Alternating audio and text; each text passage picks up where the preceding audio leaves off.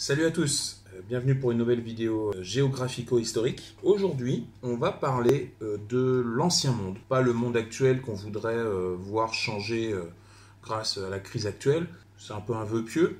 Le vrai ancien monde pour moi, sur le plan historique et sur le plan géographique, c'est celui-ci. L'Europe en 1914, juste avant le déclenchement de la Première Guerre mondiale. Pour moi, ce qui a changé vraiment la face de l'Europe, c'est la Première Guerre mondiale. C'est une guerre qui n'était pas censée être une guerre qui influencerait comme ça l'Europe à ce point-là. Les grands empires qui composaient cette Europe, vous le voyez, par rapport surtout à l'Europe politique. Maintenant, c'est de ça dont je veux parler. C'est la différence entre l'Europe de 1914 et l'Europe actuelle, un siècle plus tard. Les grands empires qui voulaient tous cette guerre pour montrer qui était le plus fort, ne pouvaient se douter de ce qui allait leur arriver, notamment les empires centraux qui ont été dépecés à la suite de cette guerre. La guerre de 1914-18 a fait exploser cette Europe et a donné cette Europe-là aujourd'hui, qui est constellée d'une multitude de petits États. On va essayer de revenir notamment sur l'histoire et l'explication du pourquoi, du comment de cette Europe qui était beaucoup plus homogène, qui était beaucoup plus puissante, mais qui en fait reposait sur du sable. Tout cet ensemble a explosé après 1914. On va notamment parler de la France. Voilà, en premier, tant qu'à faire, on va se servir. Donc la France, vous voyez, il manque un petit bout. Ça date de 1871, ça date de la guerre de 1870, qu'on a largement perdu en quelques semaines, quelques mois, en 1870 contre les Prussiens à l'époque. L'Empire d'Allemagne n'existait pas encore, l'Empire d'Allemagne va exister à l'issue de cette guerre, je vais y revenir. La France, à ce moment-là, donc, est nettement battue. C'était la France de Napoléon III, le neveu présumé de Napoléon. Ça faisait 20 ans que la France était dirigée par Napoléon. C'était un empire qui était plutôt puissant. On peut l'appeler un empire. Vous voyez, la France était déjà ici, présente au Maroc, Algérie, Tunisie. Je n'ai pas la carte du reste de l'Afrique, mais l'Afrique, à partir du 19e siècle, et à l'image de beaucoup d'autres territoires dans le monde, est essentiellement occupée par l'Europe. Comme je l'ai déjà dit, l'Afrique, au summum de la colonisation européenne, est totalement occupée par les Européens, hormis le Libéria et l'Éthiopie. C'est les deux seuls pays qui ne seront pas occupés par les Européens, et notamment par l'Angleterre et la France. Si vous regardez une carte de l'époque de l'Afrique, vous avez les Français et les Anglais qui se partagent essentiellement l'Afrique. Vous avez aussi des territoires allemands, des territoires italiens, notamment en Libye, et vous avez aussi le Congo belge. Donc ces deux empires, la France et l'Angleterre, qui sont très puissants, notamment les Anglais qui, par ailleurs, sont très présents, notamment en Inde, en Australie. Les Français qui ont quelques territoires en Asie, notamment en Indochine. Et la France qui, à ce moment-là, au moment de 1914, est dans sa deuxième république qui dure depuis la fin du Second Empire de Napoléon III. L'histoire française influe sur l'histoire allemande puisque l'Allemagne conclut son union, sa volonté d'union avec la conquête de l'Alsace-Lorraine suite à la guerre de 1870. Ce qui s'est passé pour l'Allemagne, c'est que, comme on l'a vu dans les précédentes vidéos, pendant des siècles, cette zone-là était organisée en un grand empire, le grand empire romain germanique, qui était un empire qui était morcelé en une multitude de petits États plus ou moins indépendants, des duchés, des royaumes, notamment le royaume de Prusse sur la fin. Le fédéralisme allemand actuel provient de ça, c'est une culture allemande. En France, on n'a pas ça, on ne connaît pas ça. En Allemagne, c'est ancré dans l'histoire notamment du Saint-Empire romain germanique.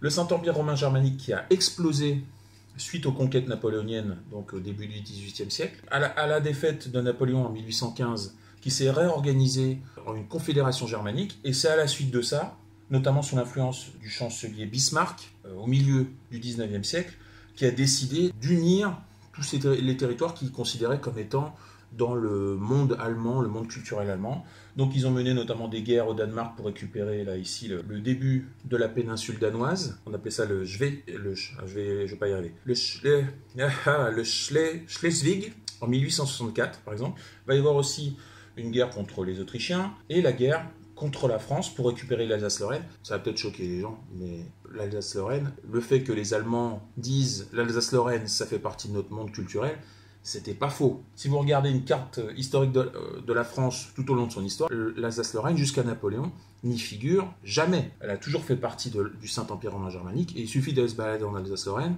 pour voir les noms des villes allemands, les noms des gens allemands, l'architecture allemande. Le fait de revendiquer l'Alsace-Lorraine en disant que c'est plutôt culturellement allemand, c'était pas illogique. Bon. Et à ce moment-là, il proclame l'Empire allemand, le Deuxième Reich, le premier étant le Saint-Empire romain germanique. Il y en aura un troisième de sinistre mémoire, vous le savez. Donc le Deuxième Reich, l'Empire allemand, qui a également été constitué avant les invasions napoléoniennes, en se partageant la Pologne. Au XVIIIe siècle, la Pologne était, ça faisait 2-3 siècles que c'était, avec la Lituanie, la Pologne constituait un royaume très important, qui s'appelait le royaume de Pologne-Lituanie. Donc la Lituanie c'est ici, la Pologne c'est ici. Donc c'était un pays qui était par exemple très en avance sur le plan démocratique et qui a été envahi par les trois puissances, notamment l'Allemagne et la Russie, qui se sont partagés le pays. Donc vous voyez, ici, là, la Pologne aujourd'hui, vous voyez, la Pologne c'est ici.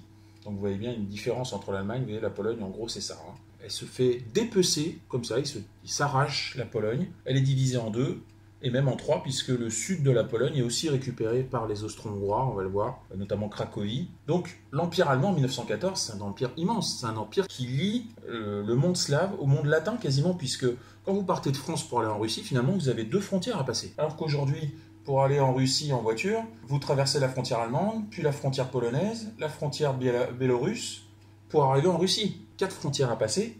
Là, vous en avez que 2. Donc vous imaginez, l'Allemagne, c'est un monde immense qui est très puissant. Tous ces grands empires étaient des grands empires industriels qui se sont enrichis et qui se sont surtout modernisés sous la révolution industrielle, comme vous savez, qui a eu lieu au 19e siècle. C'est parti d'Angleterre, c'est arrivé en Belgique, puis en France, en Allemagne. Et donc ces grandes nations-là, ça fait un siècle qu'elles s'enrichissent et qu'elles se modernisent, notamment sur le plan militaire. En 1914, on sent que ces pays-là, ils ont envie d'une guerre pour tester leurs jouets. La révolution industrielle, c'était Noël.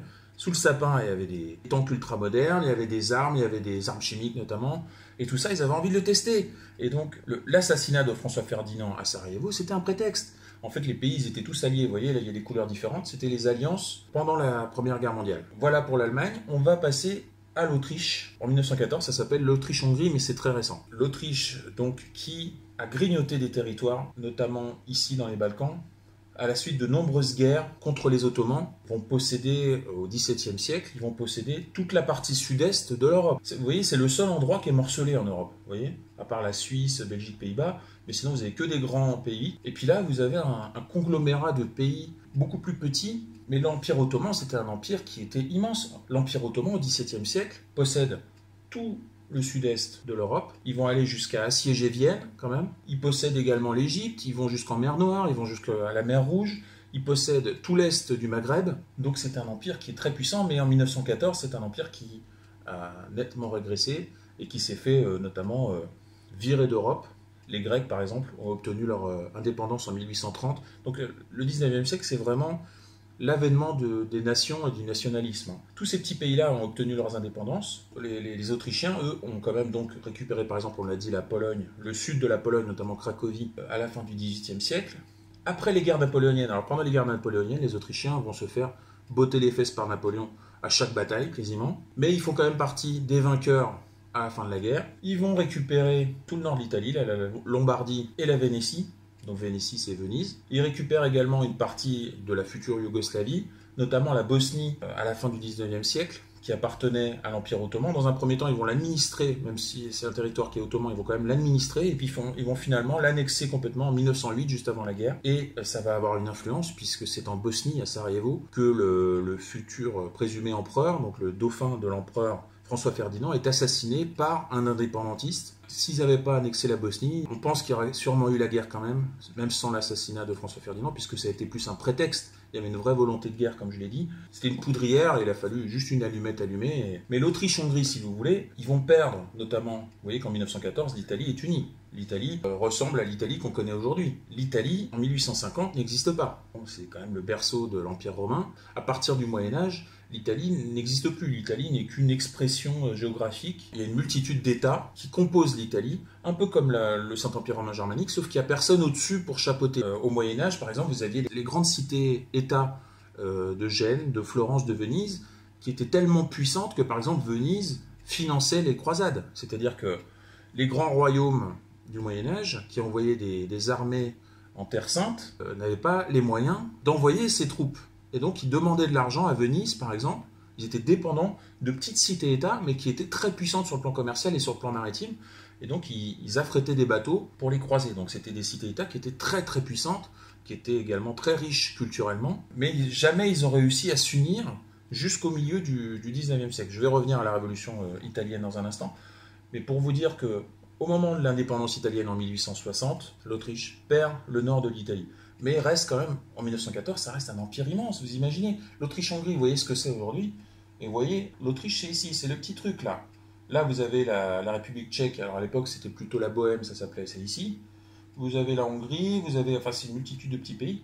L'Autriche, à l'époque, c'était un empire qui était même encore plus grand que l'Allemagne, qui était plus grand que la France, et ça allait de la Suisse à la Russie, du Monténégro à l'Allemagne. En fait, dans les faits, c'était un empire qui reposait sur du sable. Au XIXe siècle, il va y avoir plusieurs révoltes de ces peuples, justement, qui sont annexés, qui sont occupés, notamment les Hongrois, qui vont plusieurs fois faire des révolutions, notamment en 1848. C'est une année où il y a plein de révolutions partout, et notamment en France, puisqu'en 1848, il y a le dernier roi de France, Louis-Philippe, qui est viré du trône en 1848. Il y a d'autres révolutions. Et en Autriche, il y a une révolution qui est écrasée par l'Autriche avec l'aide de la Russie. Mais 20 ans plus tard, il va y avoir d'autres révoltes. Et finalement, à la suite de ça, les Autrichiens vont être obligés de céder à la Hongrie une forme d'indépendance sous la forme d'un royaume qui est malgré tout chapeauté par l'empereur d'Autriche. Mais le royaume de Hongrie fait désormais partie de l'Empire. Et donc, on appelle ça l'Empire d'Autriche et de Hongrie. Mais vous voyez, c'est un empire qui, dans les faits, ne repose sur pas grand-chose. Et finalement, va s'effondrer en 1914. Va être dépecé, complètement volé en éclats en 1918. Et déjà, à ce moment-là, la Tchécoslovaquie va naître, la Hongrie va naître. Vous voyez, les Autrichiens, par exemple, ils occupent la moitié de la Roumanie. La Roumanie va s'unifier.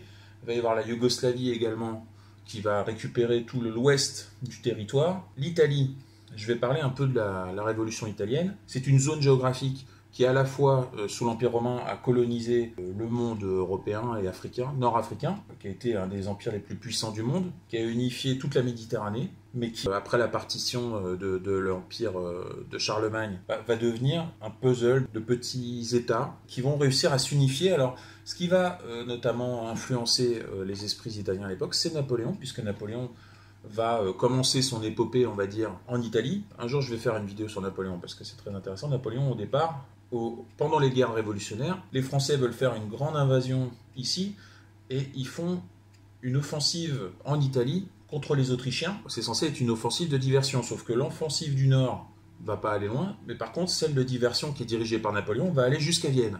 Voilà, donc déjà à l'époque, Napoléon était au-dessus du lot. Et donc tous ces États-là vont être dirigés par la France pendant toute l'époque napoléonienne.